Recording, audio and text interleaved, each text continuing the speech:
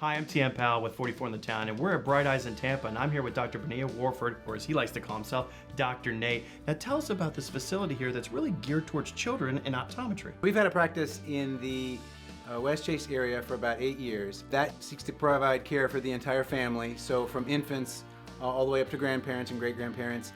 We wanted to expand that children's care, and so now we have an office called Bright Eyes Kids, and we focus just on children at this office. And, in my investigation, you said that you were seeing about 50% kids. Mm-hmm. You were seeing adults at the old location, but you were seeing 50% kids, so you thought, why not just build a whole facility just for kids? Yeah, exactly.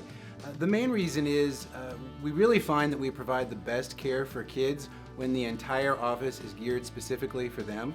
Everything from the waiting area to where they check in to the exam room, everything is designed to make them feel comfortable and make them feel relaxed. And that really does allow us to get the best clinical data for our decision making. And your background is in optometry, correct? Where'd you go to school at? I went to school at the Illinois College of Optometry after my 5 years at University of Florida. And I did my residency in pediatric care at the Illinois College of Optometry in Chicago as well. Now, I'm a father myself. I have 2 kids. I know what it's like taking them to the doctors. Right. They're scared. Even I can get a little nervous about going to the doctor sometimes. We're all human. But you do a lot of things here to make it inviting for the children. Tell us about that. Well, you're exactly right. And a lot of times, both kids and adults don't think of medical visits as a fun place that they like to go to, but we've worked really hard to make this as enjoyable for kids as possible. We have a Thomas the Train table out front and a Lego table where the kids can build and relax. Once we are in the exam room, we use lots of toys, we use lots of games. We try to make it as fun as possible for them so that they don't get nervous, so that we can really work with them and get a lot of great information so that they don't mind coming back. Yeah, because kids, unfortunately, they're not always honest. They don't mean to be, but they're not always honest. Right. So it's a better gauge to get what you want if they're comfortable. Well, absolutely. And when we're working with kids, we always have to work with 2 different types of information. One is what they tell us, and another one is what we get when we take measurements without them having to say anything. And we always have to balance both those things to get the best information possible. Now, it's not just about just straight optometry coming in and getting your glasses. You also do visual training here. Explain to people what is visual training who are not familiar with it.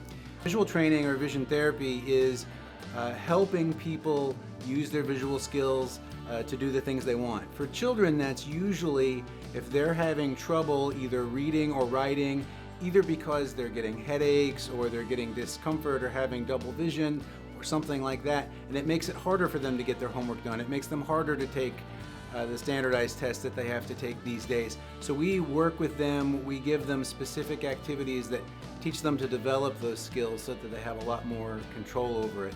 And that helps not only them in the short term, but it helps keep their eyes working well as they get older and they do whatever job or selection that they wind up doing. They're obviously going to be reading and writing and using computers, so we want them to be as productive as possible with their vision. Give us some examples of some of the exercises you may do, because I've seen the rooms, I've seen, there's hula hoops, there's flashcards, there's all different types of things. Give us some examples of what you can do in visual therapy.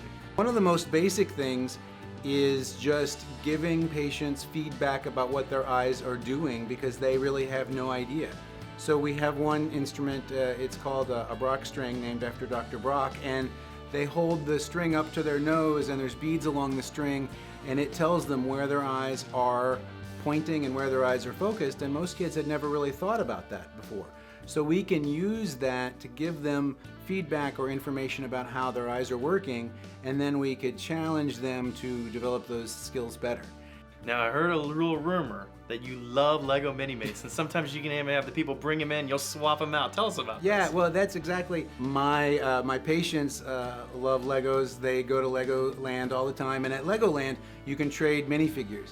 And so we started doing that here. As a matter of fact, even today, somebody brought a minifigure, and so I have an airplane that's filled with minifigures, and they can bring me one, and they can pick one from there, and it's an ever-changing mix of minifigures, and it's just one more way to have fun.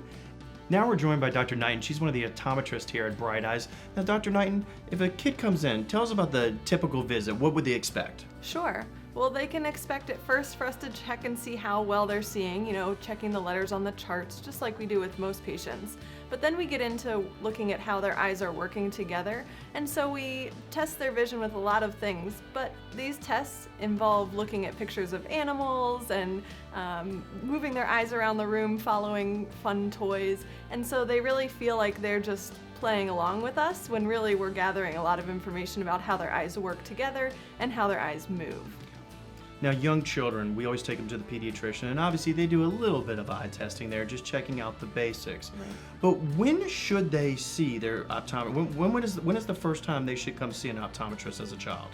The American Optometric Association recommends that kids have their eyes checked at ages 1, 3, and 5.